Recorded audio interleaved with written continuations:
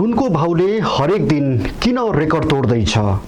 पछिल्ला दिनहरूमा सुनको भाउले हरेक दिन रेकर्ड तोड्दै गएको छ। अन्तर्राष्ट्रिय बजारमा मूल्य वृद्धि भएसँगै नेपाली बजारमा समेत निरन्तर उचाइतर्फ लागिरहेको सुनको मूल्य अझै रोकिने अवस्थामा छैन। यो हप्ता लगातार उकालो लागिरहेको सुनको मूल्य आज पनि 1200 रुपियाँले बढेर तोलाको 2,39,200 रुपियाँमा कारोबार भइरहेको छ। यो भाव अहिलेसम्मकै उच्च हो। यो हप्ता सोमबार 2500 रुपियाँले बढेको सुनको मूल्य मङ्गलबार 2300 रुपियाँले उकालो लागेको थियो। बुधबार पनि 2600ले बढ्दै सुन तोलाको 2,38,000 रुपियाँमा कारोबार भएको थियो। यसरी सुनको भावले दिनदिनै रेकर्ड तोड्दै जानुमा आन्तरिक भन्दा पनि बाह्य कारण धेरै रहेको सुन चाँदी व्यवसायीहरू बताउँछन्। व्यवसायीहरूका अनुसार सुनको भाव कोभिड-19 महामारी यता नै निरन्तर बढ्दै गएको छ।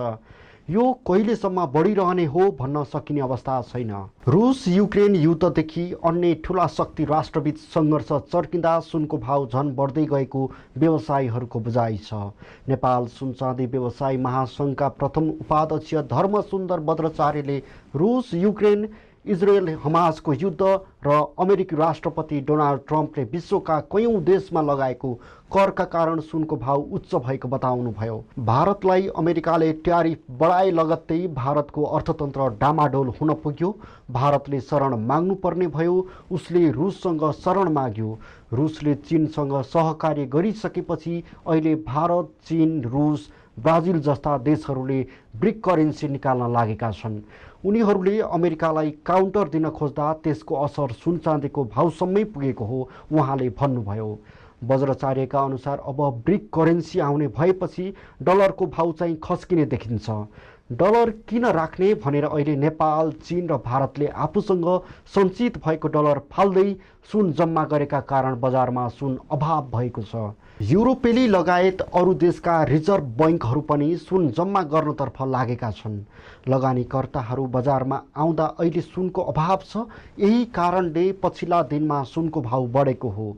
सुनको भाव यसरी बढ्दैन भन्ने थियो, तर ट्रम्प सरकारले हस्तक्षेप गरेर अमेरिकन फेडरल रिजर्भ बैङ्कलाई ब्याज दर घटाउन दबाब दिएका कारण पछिल्लो पटक एकैचोटि सुनको भाव उकालो लागेको हो उहाँले भन्नुभयो। महासङ्घका प्रथम उपाध्यक्ष वज्राचार्यका अनुसार आउँदा दिनहरूमा सुनको भाव अझै माथि पुग्छ। बजारमा सुनको अभाव हुँदासम्म यसको माग उच्च हुनेछ। एउटा बिन्दुमा पुगेपछि सुनको भाव घट्ने उहाँ बताउनुहुन्छ। पछिल्ला दिनमा सुनमा लगानी गर्नेहरू बढिरहेका वज्राचार्य बताउनुहुन्छ। उहाँका अनुसार आवश्यक पर्ने व्यक्तिहरूले भन्दा पनि आवश्यक नपर्ने व्यक्तिहरूले सुन किनिरहेका छन्। नेपाली रुपियाँको त्यसै पनि मूल्य छैन। भोलि डलरको पनि मूल्य नहुन सक्छ र सुनको मात्र मूल्य हुने रहेछ भनेर अहिले छोटो समयका लागि सुनमा लगानी गर्ने र पछि सुन बेचेर त्यसबाट पैसा कमाउनेहरू बढेका उहाँको भनाइ छ। नेपालमा ढिका सुन राख्न पाउने प्रावधान छैन। त्यो नहुँदा गहना बनाएर राख्नेहरू बढेका वज्राचार्य बताउनुहुन्छ। उहाँका अनुसार दसैँ अगाडिदेखि मात्र यसरी गरगहना बनाएर राख्नेहरूको चहल पहल देखिएको हो। जसरी सुनको भाव बढेको छ त्यसै गरी घट्न पनि सक्ने उहाँको भनाइ छ। केही लगानीकर्ताले सुन चाँदीमा रकम खर्चे पनि सामान्यतया सुन चाँदी पसलहरूमा उपभोक्ताको भिड देखिँदैन। बानेश्वरमा रहेको एसआर ज्वेलर्सका सञ्चालक सीताराम गहतराजले सुन चाँदीको भाव आकाशिएपछि पहिलेको तुलनामा कारोबार धेरै कम भइरहेको बताउनुभयो। उहाँका अनुसार चाडपर्वको याम भएकाले नयाँ सुनभन्दा पनि पुराना भएका गहनालाई मिलाएर बनाउने काम उपभोक्ताहरूले गरेका छन्।